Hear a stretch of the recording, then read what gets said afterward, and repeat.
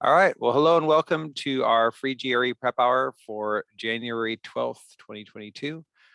This is a bit of a follow-up to one that I did last month, and I know some of you are pretty new to the GRE and probably haven't been checking out my prep hours for that long, but no worries, we can get you right going with this today. What we're talking about today is ways to make you faster in math. Not just little things like mental math, although that's nice, not just calculator use, although you have that and that's nice, but ways to approach problems more quickly and more efficiently. And so hopefully this will help you across the board on the quant section. We, like I said, went over some of these strategies in more detail in last month free prep hour, which you can check out on YouTube. But we'll do a quick recap of them today. We're also going to be doing a lot of problems out of our 5-pound book of GRE practice problems that you can get out there at finer bookstores everywhere. So if you need some extra practice, the kind of stuff that we're seeing today is all pulled from that book. So what are we talking about with getting faster? Well, first off, we want to make sure we know why we're getting faster. I'm not just talking about speeding through the section so you don't run out of time or getting done early. I'm also talking about making sure that you're more accurate by not spending excess work on something so you don't have time to slow down and understand, to catch details elsewhere. So a couple broad principles, and this applies to verbal as well as quant, is to front load our efforts. When I'm reading a passage, it's pretty clear that I have to read it and understand it before I try to answer questions about it, although sometimes people try to do without. In quant, sometimes we rush right into calculating before we've really identified what it is that the question is actually asking and what we're actually being told and what we're looking for. Building on that, we want to make sure we're making good predictions. Do I have a sense of how large or small this answer should be? Do I know any traits? Is it positive, negative, big, small, even, odd, multiple of 7, fraction versus integer? So those kind of things can be really valuable to do. We want to recognize bad answers, and that's different from just saying do process elimination or know that you're right, but recognize the signs that something doesn't make sense. And this can be something you do even if you're going to do all the work. So if I'm going to sit there and solve an equation or calculate out an answer or use my calculator, I still might want to recognize if the answer doesn't make sense. If I try to multiply 237 by 45 on my calculator and I get an answer of 20, I know something went wrong with my key entry. Now that's a super obvious example, but the point is the better a sense we have what we're looking for, the more often we catch errors. How many times have you had a financial transaction, whether you got a bonus in your check or you were buying something at the store and you noticed something was a little off with the number. You didn't know exactly what the number was supposed to be, but you bought a few items at the store and then they told you it was $250 and you said, excuse me? What? Oh, sorry, I still have the other person's groceries in here, right? So we notice when things are off and we want to still do that on the GRE. If you're pretty new to this, you might not be super comfortable with quantitative comparison, so we'll make sure everyone's up to speed with that, but we'll talk about some ways to make eliminations there. We also want to just talk about ways to avoid unneeded work in the form of setting up equations that I don't need, solving for actual values when I already know roughly where the value is going to be, and testing excessive cases where I already have enough to prove what I need to prove. So make sure that we're not working too hard. We'll sometimes talk about ways to avoid the calculator so that you're not getting too reliant on it and so when your answer makes sense. But we also don't want to avoid it entirely. And sometimes if I have some tough math to do, sometimes I just need to punch it into the calculator and not hesitate to do that. In the other section, we talked a lot about thinking about your whole section strategy. I'll flash this up again, but we're not going to talk about whole section stuff much today. However, that is very important to your progress. And a lot of people underestimate that when they're prepping for the test. They just focus on question after question instead of thinking, how do I put this together as a whole? So taking practice tests and looking at how you work across that section and analyzing it before you take another one is really important. Okay. Questions on any of that before we start doing problems? Anything this brings to mind or anything that you're wondering about?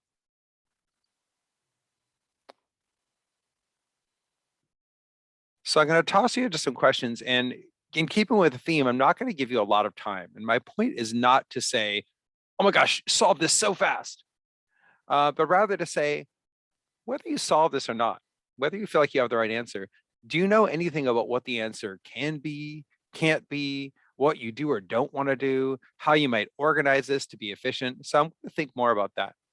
So on this one, I'll give you a chance to poll in. I'm going to put up a little poll where you can enter your answer if you haven't, but I'm only going to give you about a minute.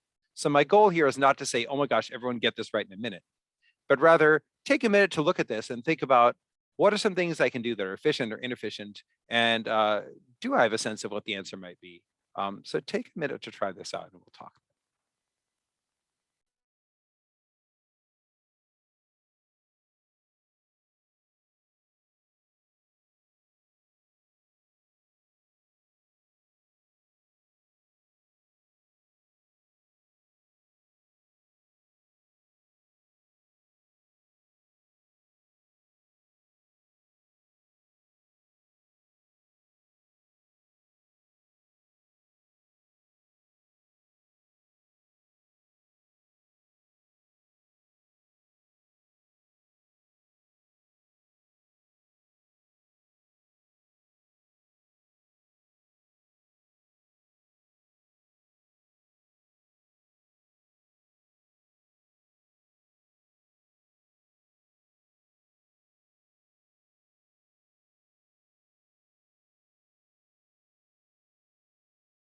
All right, I'm going to encourage everyone to do something that you might not love, which is to pick an answer, even if you have no idea.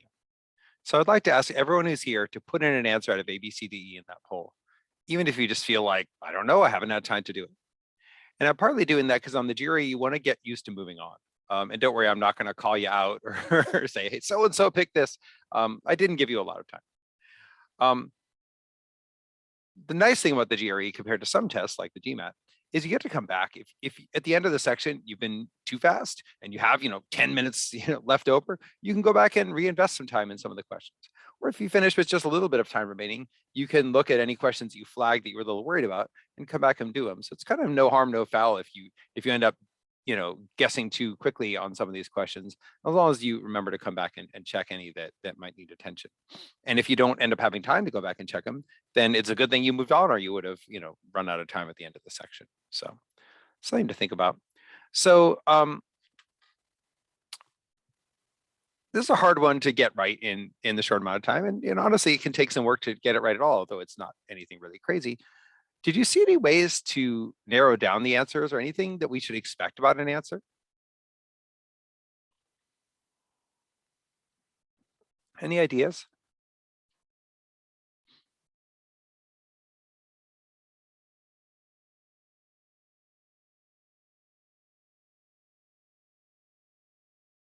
We kind of have this situation, and a lot of times, especially for fraction and percent problems, which is what I'm emphasizing today, a lot of times we'll want to create some kind of organizing table.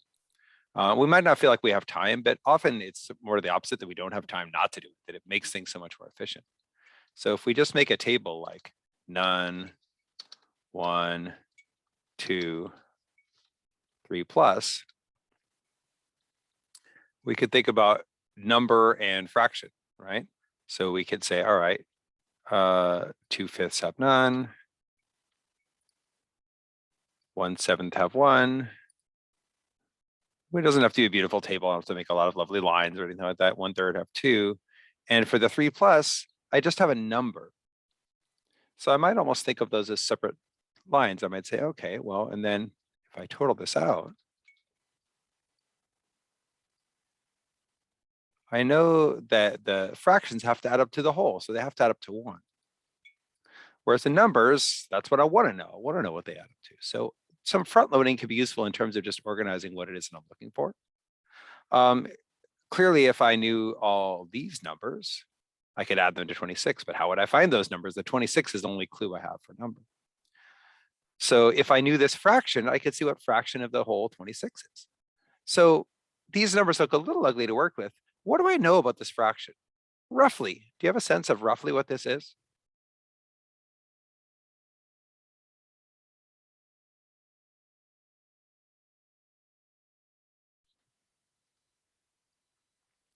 I'm seeing 0.124. Oh, that's pretty precise, Katie. How'd you do it? Did you punch that on the calculator or? Yeah, so you can definitely use a calculator. And notice you're doing it as a decimal, or she's doing it as a decimal. So one thing that might make sense is, since we're trying to deal with common denominators, those can be kind of ugly. Our calculator can get us past that. So when I'm multiplying, fractions are often the way to go. Multiplying, dividing, fractions are often easier. When I'm adding, decimals are often easier. So I can say, hey, 2/5, you might just know that 2/5 is 0.4. Every fifth is 20%. You probably know that a third is repeating 3. So I'll just call that 0.33, even though it's not precise. A seventh is a nice one to know a benchmark for. It's about 0.14. I remember that because it's 7 times 2 is 14. So it kind of stands out in my mind. So I might kind of, make this a little farther over actually and write it like this. So I could kind of put those together and say, hey, 54, about 77. So, I'll be a little less precise than Katie, but I could say, hey, this is about 13%. And if I divide 26 by 0.13, I get 200, which is here. It's in between C and D. It might put me in the neighborhood. So is this fast? Kind of. I use a calculator. I got somewhere. I organize things so that I'm on track, but not necessarily the fastest thing I could do. The problem is also I'm not 100% confident that I'm right at this point. Now, if I were as precise as Katie was, for instance, if I didn't round 1/7, but actually did it on the calculator, then I might be a little closer. And if I do it really precisely, it takes some calculator management, because I have to sit there and go, okay, let's see, 2/5 is 0.4. If I don't know that, I'll write that down. 1/7 is whatever, 1.39, blah, whatever it is. Add that up. And then I have to kind of either use the memory button or keep track of those to get it more precise than 0.13. But this might be enough. If I know which way I've estimated, for instance, if I know that 0.33 is a little less than the real thing, which is point repeating 3, that might help me out. But I could definitely then find my answer to around this, right? The way to do that would be to divide 26 by 0.13 to see what the total is. Anyone look at it differently? Any other ways we might do it?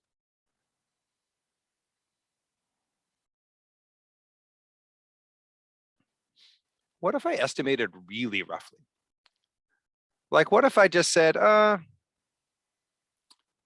me call the first two categories, let me call those half. 2/5 is a little less than half. 1/7 is not that much. So we'll just call this half. And half plus a third is 5/6. So I'm going to call this a sixth. This would be wrong. Like, this would not give me the right answer. If I do 26 times 6, I get 156 for my total. And that would be pretty wrong. That would put me in between B and C, both of which are wrong. So one thing that I have to be careful about is I love to approximate, but I have to be careful that I don't over approximate, especially when the answers are really close. If the answers look like 80, 200, 400 or something like that, then, that kind of estimation might get me somewhere. But when they're fairly close, I can get in trouble for sure by over approximating. One other thing I might do is, instead of working with decimals, work with the properties of the fractions themselves. One nice thing with decimals is it cuts away from me having to find common denominators, and common denominators can be hard to work with. But if I were going to find a common denominator, what would it be? What number do 5, 7, and 3 all go into?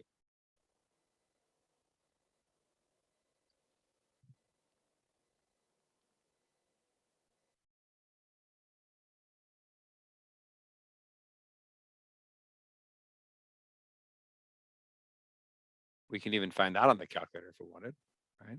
If I want to add fifths and sevenths, I'd want 35ths, right? If I, for instance, if I just want to add 2/5 and 1/7, I might turn those into 35ths, because 5 and 7 are both prime. They both have no common factors with each other other than 1. So I would call this 14 35ths. And I'm not suggesting we do it this way, but a 5 35ths.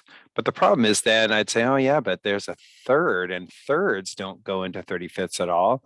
So I have to multiply that times 3. So the basic idea is, if you have all these numbers that are primes, pardon me, prime being, a number that has no factors other than 1 itself, they're all different. So they're all going to be needed in my denominator. So my common denominator here is actually 105. Why am I saying this? Because that means the number of monsters, I know this sounds like Sesame Street, but sorry, must be, I think I wrote this problem a really long time ago, must be divisible by 105. And interestingly, if we scan for 105, 210, 315, oh wow, there's only one that fits the bill. So sometimes we can find other ways through. So do we have to do it this way? Absolutely not. Maybe you felt comfortable banging this out with the calculator or even combining the fractions. But one speedy thing we can do is do a certain minimal amount of work and say, hey, instead of figuring out how many 1/5ths this is, in fact, instead of even doing this business here with 14s and 5s and all that, what if I just said, hey, 5, 7, 3, the number to have all these things go into it.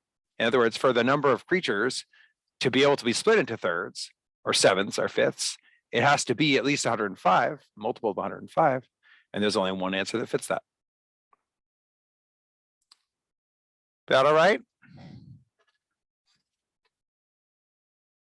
So a couple things I want to think about here. One, I don't want to create the impression that every time we do a problem, we have to find the clever trick, the fastest possible way, the sneaky thing. First off, we don't. We can just do the math sometimes. And also, there isn't always a clever trick or a sneaky thing, at least that I'm aware of. Sometimes there really isn't much choice but doing it in a more traditional way. But to the extent that we can find these things, I think it's really good to look for them and to look back in our review and say, what kind of habits could I have? What kind of things could I look for? When do I know to stop? Are there things I can do that prevent error? Are there things I can do where I realize I already have the answer and I don't have to work any further? And so I'm always looking for habits I can cultivate that will make me catch more of the answers, make fewer mistakes, and work faster. And I'm constantly doing that as I review my work. I'm not just looking back and saying, which a lot of people do, hey, I got this right, or hey, I got this wrong, or what's the solution? What's the best way? I'm looking for what habits of mind, what things can I do on a consistent basis from question to question that'll make me more likely to get questions like this right. Okay. Let's do something a little different.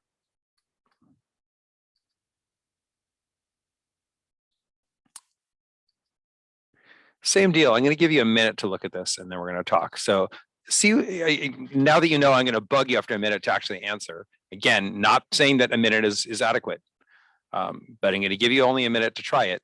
See if you can make some good eliminations. Are there answers that just don't make sense given what you have? Let's try it out. Talk to you in a minute.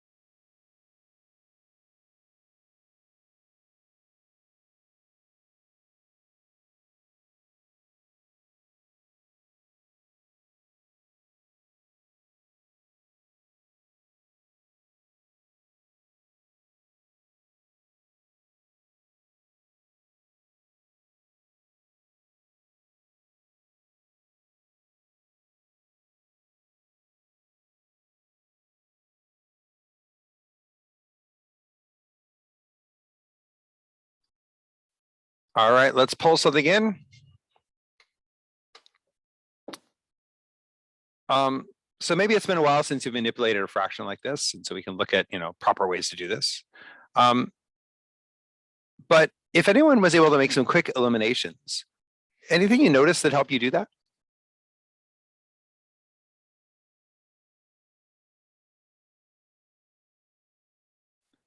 Is there anything you were looking for in an answer that you knew had to happen?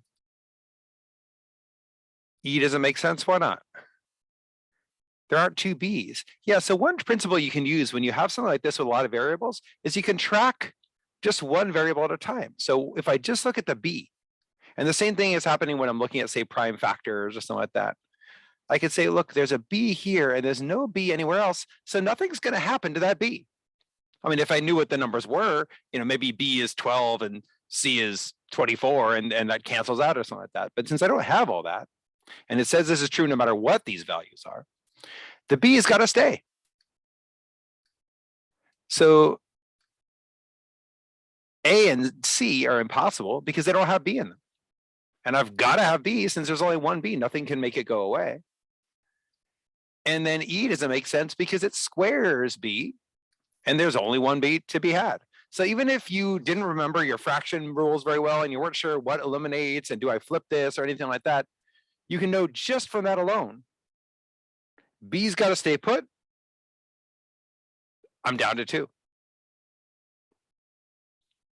Now I could look and say, hey, do I think this is going to turn into a more complicated fraction like D? Or do I think other stuff is going to cancel? So I might look at A. I do see 2 A's, one on top and one bottom, so those might cancel, maybe, right?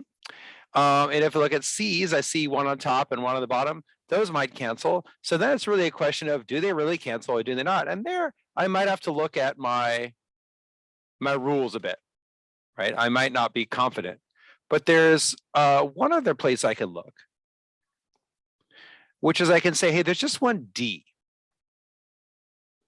And I've already crossed off the answers that would have cut if we'd done the same thing for D that we did for B, right? In other words, well, you want to use that color. If I look at D here, I could cut A again, thanks, right? Because it doesn't mention D. And I can cut E because it gives me a D squared and I don't have that. So that gives me 2 reasons to cut A and E, but so what? I didn't need 2 reasons to cut those. C, that might be right. It's got a D on the bottom just like D does. B has a D on the top. So now I'd have to think about what actually happens when I divide by a fraction. And so at this point, if I'm down to B and D, and I guess between those two, either because I'm out of time or because my mean teacher made me, or because I just don't know how to proceed from here, at least I'm guessing out of a 50-50. And if I am going to do all the algebra and I accidentally get something like E or C, then I know I probably made a mistake. So what do I actually do when I divide a fraction by a fraction? I flip it, right? I just flip and multiply. That's the rule for dividing fractions. So I do AB over C times A over CD. But again, I don't have to do all the work. As soon as I see this, I say, oh, okay, I've got 2 A's on top. Answer is D. I could write it out, be thorough. It's not wrong to do, but at this point, I know what the answer is. So I don't really desperately need to do it, right? The A's are gonna both compound on the top and the C's are both gonna compound on the bottom. And I could even just see it like if I ignore this A for a second, I'll just hide it for a minute down here, pretend it's not there. If I divide by CD, the C and the D are both going to end up in the denominator. And that is what happens. It's just that the CD was divided by A and that flipped up to the top. And that might be something that not everyone remembered. But that's still what happens. Okay. So now let's apply the same reasoning to a quant comp. Now, if some of you are new, you might not have seen a quantitative comparison question before. So just a quick overview. The rule is that we're trying to see which quantity is bigger. And the choices are A, B, C, D. A says A is always bigger. B says B is always bigger. C says they're always equal. And D says, hey, you can't tell, it depends. So on this one, I won't time you on this one, especially since not everyone's done quantitative comparison before. But I want to look at how we can do the exact same thing we just did on the last one here in terms of following just one variable at a time, instead of looking at all of them at once, right? So I'm trying to see if these two things are the same. So I might compare across. And one thing that's important to notice, since I'm not dividing this time, one fraction by another, I'm multiplying them, I can really just treat these all as one big fraction. So if you haven't done this at all, this is a rule you do. These multiply across. So if one fraction is getting multiplied by another, I can think of everything on the top as being in one place and everything on the bottom as being all together. So I can track just one variable at a time. So if I look at A's, what happens to the A's? I've got A squared up here, and I've got an A down here. And of course, I can't mark all over this like on, when it's on the screen. I'd have to write this on my paper. But I could say, all right, a cancels with this, a squared. So I have just one a. And so that I could compare it to the other side. Okay, what do I have on the right? Let's see, I have an a on the top and nothing on the bottom. So I also just have one a. So the a's match. Wow. Okay, the a's match, that checks out. So then I could say, all right, what about the b's? Let's see, on the left, I've got a b on the top and a b on the bottom. So those will cancel. So there aren't any b's. And on the top, I have a b squared, sorry, on the right, I should say. I have a b squared on the top and two b's on the bottom. So the b's all disappear. You could say there are no b's, right? So in that case, so far, they're still matching. Now I can look at c's. Let's see what I've got. On the left-hand side, I have a c here and a c there. So I have two c's on the bottom. And on the right, I have one c. The c's don't match. So let me ask you, if the c's don't match, what does that tell me about these two columns? Do I know which one's bigger?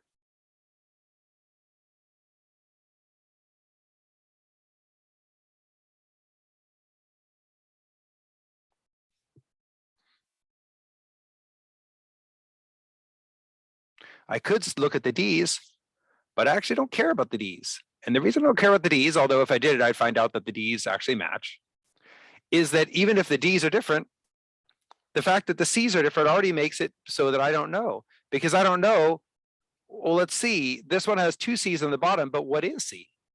If C is a fraction, for instance, that might make A bigger, right? Now I don't know that B is bigger. I don't know that. All I know about A, B, C, D is they're not zero, right? And they're not zero only because you can't divide by zero or everything explodes. But I don't know which is bigger because I don't know if C is good or bad for my size, right? If C is a half, then two C's on the bottom actually makes A bigger than B. And if C is a billion, then obviously two C's on the bottom makes A whole lot smaller than B. So I actually don't know the answer just from that one little missing piece of information. I don't know what C is, so I don't know if I want more or less of it. Right?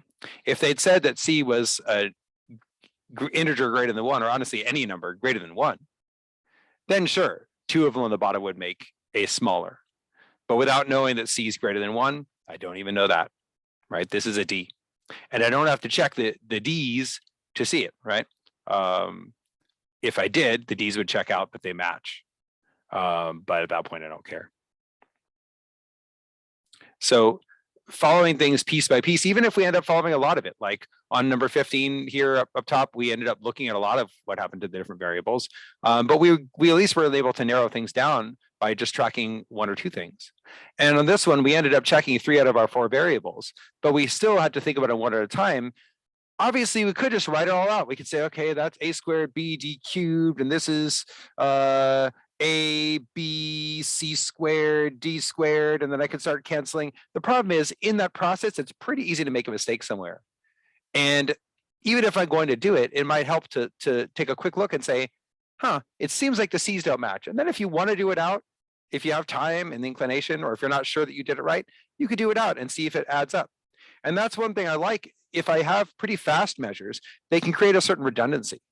It's like, I count some money and you count some money. If it takes us 3 hours to count the money, you might just say, I trust you, you did it, fine, right? But if you can do it really quick, you might just want to do it to make sure we agree on the number. And I think having little checks, not redoing the entire problem, but little checks can really radically increase your accuracy, even as you go a little faster. Okay. Something else.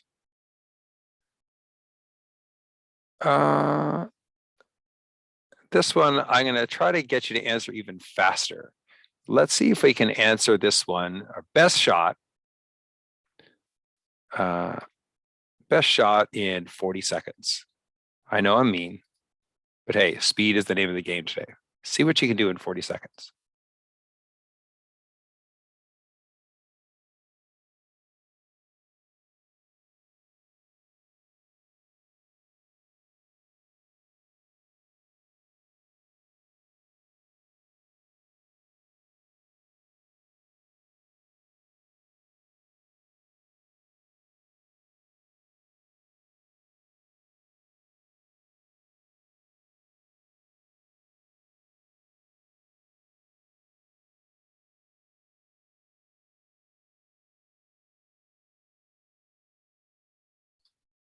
Okay, I know that's very little time, but give it a shot. Throw an answer in if you're here. Throw an answer in. So little time.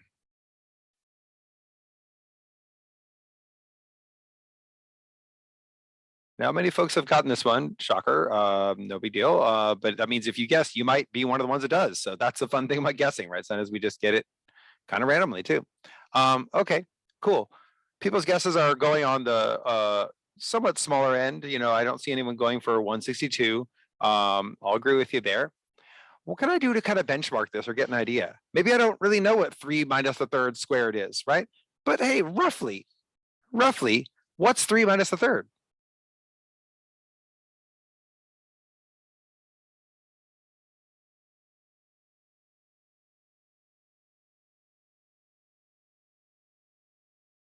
I mean, what if but that's not rough. That's exactly 3 minutes. And when I say roughly, I'm not saying, hey, be rough and sloppy on purpose and mess up.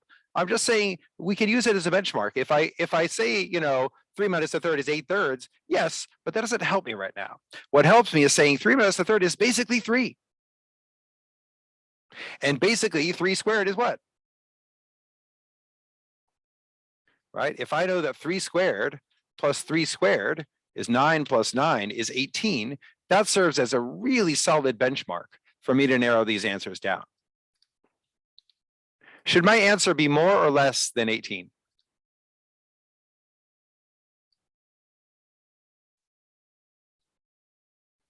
Should my answer be more or less than 18?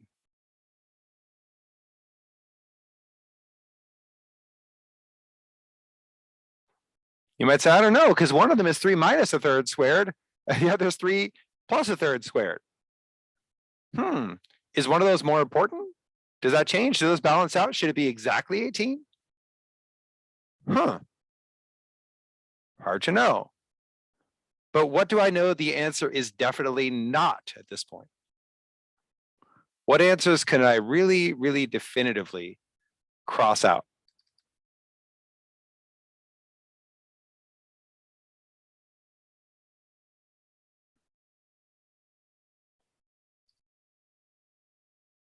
Definitely not E. Everyone got rid of that, but keep going. What else do we know it's not?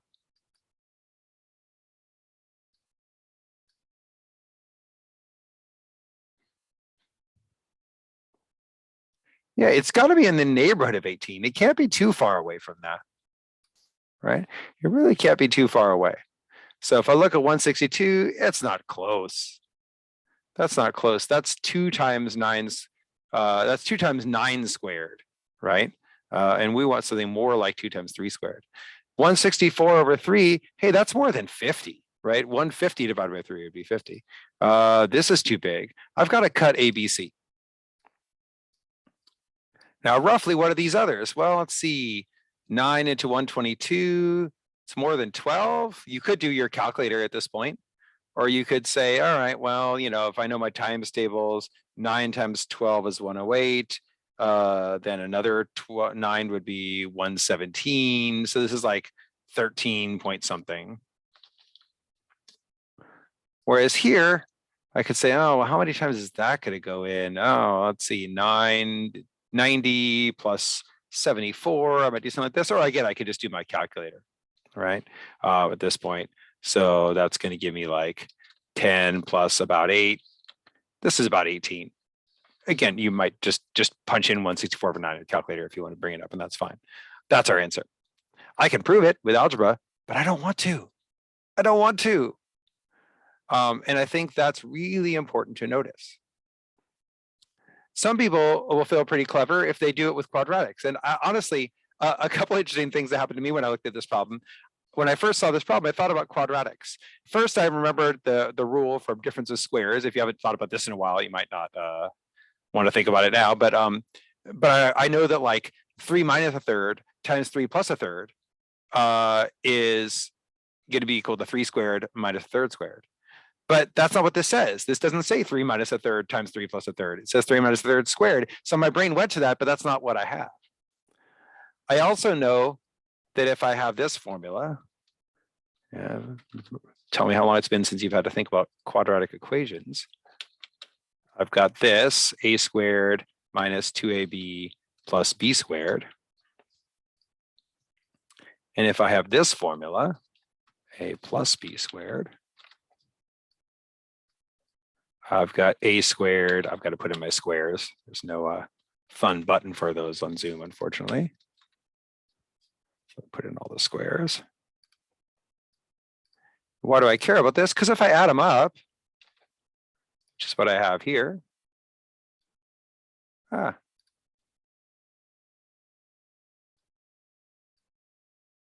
this part cancels.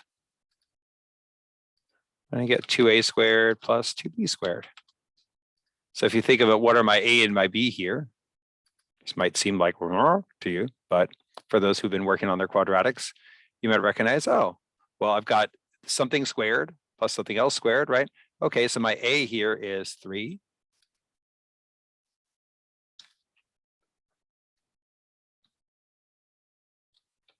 And my b is a third.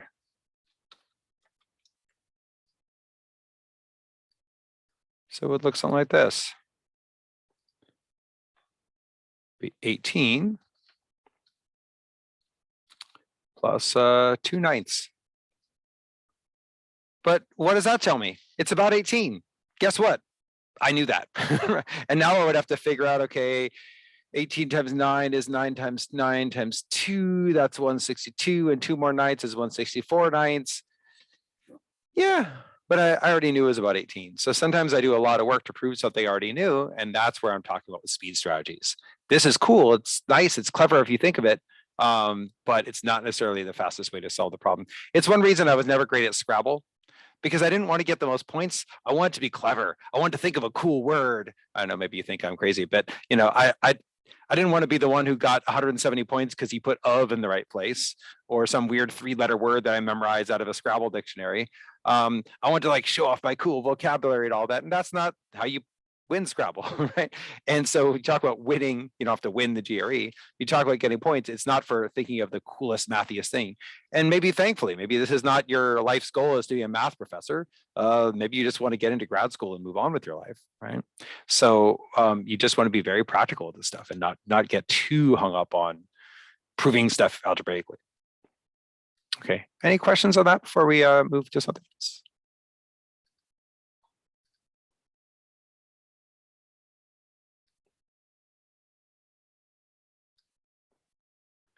All right, let me show you another one. Sorry if anyone's triggered by reading about cockroaches, but okay. We got one of these doubling problems. Sometimes you see this with bacteria in a petri dish or something like that. Here we got cockroaches. Cockroach population doubles every 3 days. And we want to know what happens after 30 days. My wife is making disturbed noises over there. So what's going to happen in 30 days? Well, how many times will it double?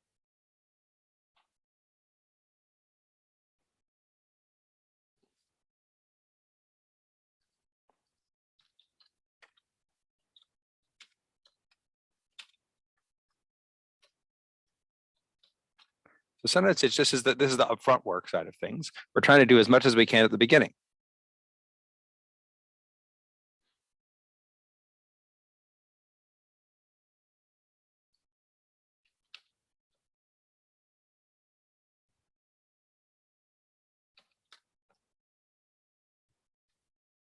We could just say, hey, 30 over 3 is 10 times. It doubles every 3 days. There's 30 days. It'll double 10 times. So what if I said, okay, great. 10 times 100 is 1,000. The answer is B. What do you think of this answer?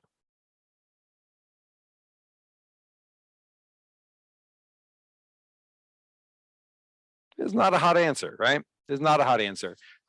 We didn't say it's 10 times bigger. We said it doubles 10 times. So yeah, it needs to be exponentially larger. And it also it's a really big difference between getting 10 times bigger and doubling 10 times. So one thing we can know is that B is not the answer. But the other thing we can know is that B is way too small.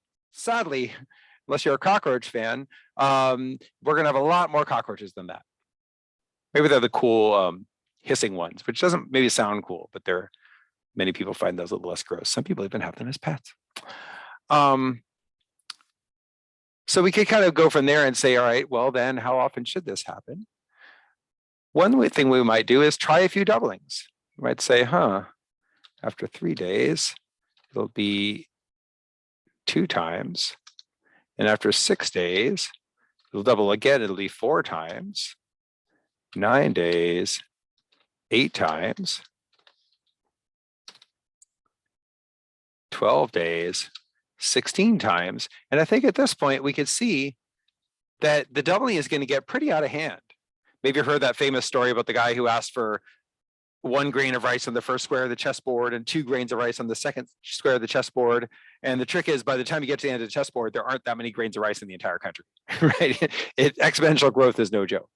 And so we're clearly now surpassing the point where even C is going to make sense. And we have D and E that are really close together. But those are the only 2 that make sense. 9,999% is a weird percent because it's subtracting 1%. So that's already weird. I think it should be a multiple of 100, right? It's either 1 time, 2 times, 3 times, 4 times. It's not going to be 0.99 times or something like that. But we can also see that this is going to be way too small, because if we keep going, we're going to have 32 times. We can just write out 10 of them. We don't even need to write 15 days and all that if we don't want to. We can just do 10 of them. So here's 32 times. That's my 5th one. And I can just keep going. 64, 128. You can do this on your calculator. Just keep hitting the equals button. 512, 1024. Now here's where they get sneaky. Right now we've proven that it's gone up 1,024 times. But we can still be wrong at this point, because we have to think about, what does that mean the percent increase is? And that's why sometimes it's good to just like see what makes sense and say, hey, I don't feel great about the algebra. Let me just pick one of GRE kind of blindly. But can anyone see where the trap remaining is here?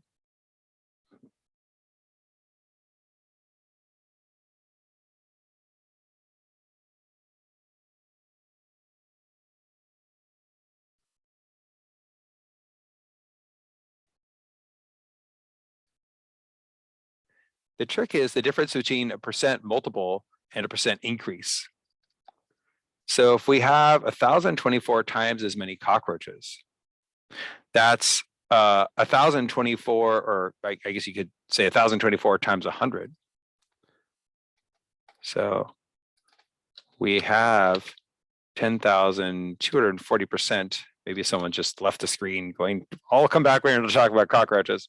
We have 10,240% as many cockroaches as before. But we started with 100%. You always have 100% of what you have. So the increase is just 10,230%, right? We have to take out the 100 we have. And you can see that really clearly when it first doubles, right? If it doubles, we have twice as many, we have 200%, but it didn't go up by 200%. It went up by 100% from 100 to 200. So that's where the little sneaky bit is here. So if you didn't catch that, no big deal. But I hope you can see the logic of why we know these other ones are way too small, and also why the 9999 doesn't make sense if we're doubling, we're counting in whole increments, multiples of 100%. And using those kind of traits can be really useful in narrowing things down. You can also use the answer choices to notice when there's a trap. Hey, I've got 2 answers that are right size and they're 100 apart. I just want to make sure I'm not falling for something. If someone's asking about exponential equation, if you have an equation to use, absolutely use it. If it's fast for you, great. A lot of folks wouldn't be comfortable setting it up, or would find that they just don't need it. So trying to push alternatives. I also try to minimize the number of special equations you want to memorize. Some people might be surprised how few equations I know. And I'm not to say that I, don't know my math or that I don't ever have to know a certain equation. And there are certainly the equations that I've kind of memorized over the course of doing these things a lot of times, but mostly I build the things I need when I need them. And I try not to have a lot of, if it's an equation that requires a flashcard, unless it's like a geometry formula, I probably won't memorize it.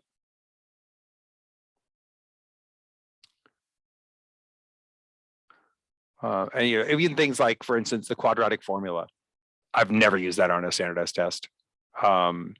It's really great in real math out in the world when you're doing physics or something like that, because the numbers might be too messy to solve in conventional ways. Although at that point, you might just have a computer do it for you. It's very easy. In fact, you go on your iPhone and just pull up a page that solves quadratic equations and punch it in if you're in the real world. On a standardized test, we don't have time for that. And we don't have our iPhone. And so they don't give us things that require the quadratic formula. Okay. While we're dealing with percents, let's play a little bit more with things we can do with percents in terms of expectations.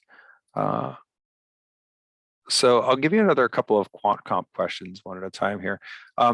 So in general, remember with quant comps, we're trying to figure out which one is bigger, if either. So we're going to choose A, B, or C if it turns out that one of them is always bigger or that they're always the same. In other words, that the relationship doesn't change. Either A is bigger all the time, B is bigger all the time, or I choose C if they're both the same all the time, and D if I can get more than one answer. So let's take a look at this one. We've got an order shipping out, cuts our number of parts in inventory by half. Then a shipment of parts was received, increasing the current number of parts by half, by 50%. So we're asked to compare the original number of parts to the current number of parts, the number of parts after all this happens. So what happens when a number goes down by 50% and up by 50%? If someone answered this in 10 seconds and was sure they were right, what did they probably pick? And hint, they were wrong, right? When someone answers this really fast, what do they pick? Oh, it went down by 50% and it went up by 50%. Well, that's the same thing, duh, right? It would be like if I said, hey, what happens if I give you $100 and then I take it back? How much money do you have now? Well, I have the same as I had before, right? I don't have that $100 anymore. That is way too good to be true. So one thing we'll watch is recognizing bad answers. A bad answer is one that everyone would get right if that were the answer. If literally no one would miss it. Like, what's bigger, a gorilla or a bacteria? What? What's more, 100 squared or 2 squared, right? No one would miss those if that was really what they're asking. So we always have to say, wait a minute, right? The answer can't be C because there's no way it's as nice as going down by half and up by half. So one thing we can do is calculate it out by putting in a number. So don't be afraid to throw in a nice smart number here of 100 when we're dealing with percents. So let's say I have 100 parts and I lose half. Where am I now?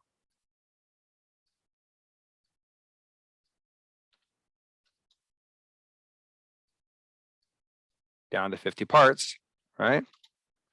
What happens when I now gain half?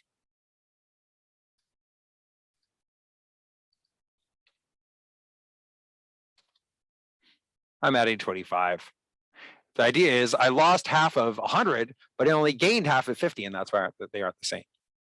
So A wins, right? The first shipment is, or the original amount, I should say, is larger.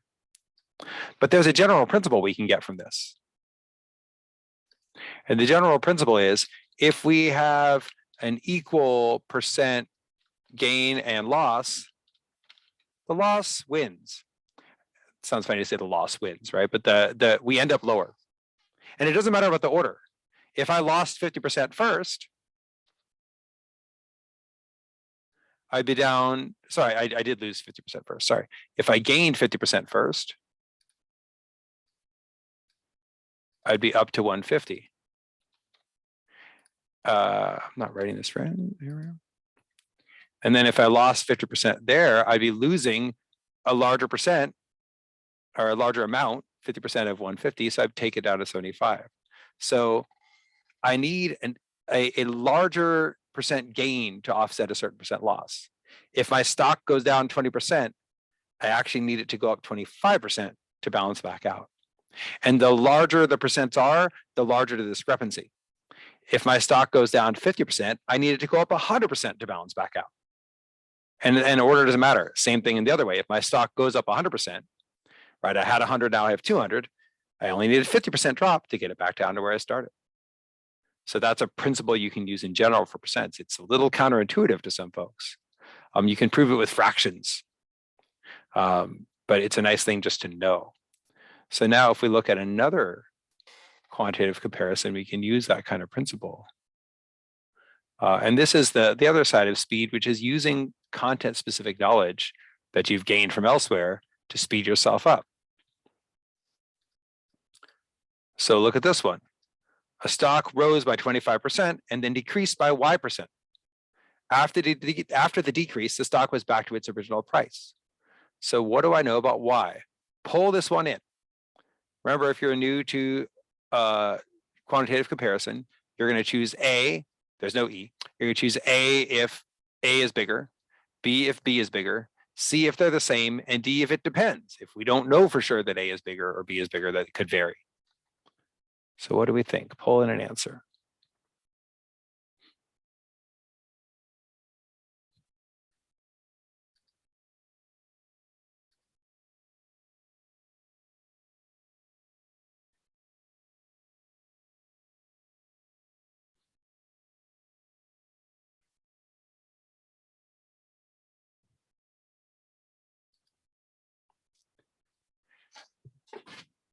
So think about how we can use this principle. If we have an equal percent gain and loss, the loss wins.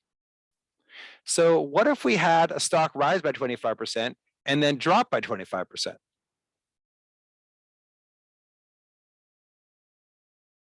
What would happen, right? If Y were 25,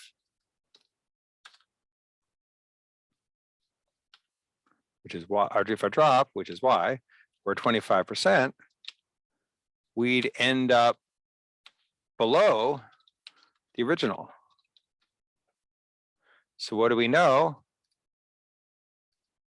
So Y needs to be less than 25. That's it. So we can try out numbers, we can do a bunch of calculation, we can try all sorts of things.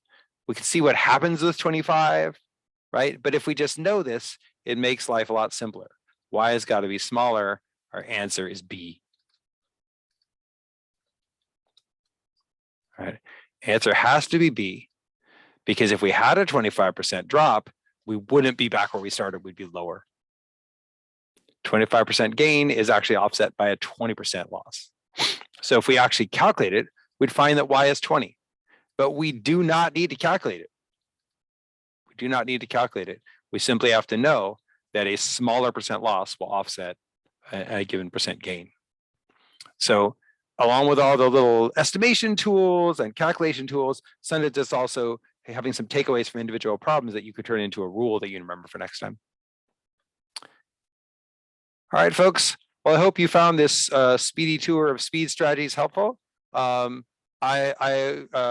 will probably be doing some more on this theme because it's something I know people have responded to. And you can check out the whole series as they come out. This is the second one. But if you have any questions, definitely stick around. If you want to check out any of our classes, you can always try the first session for free, see what it's all about.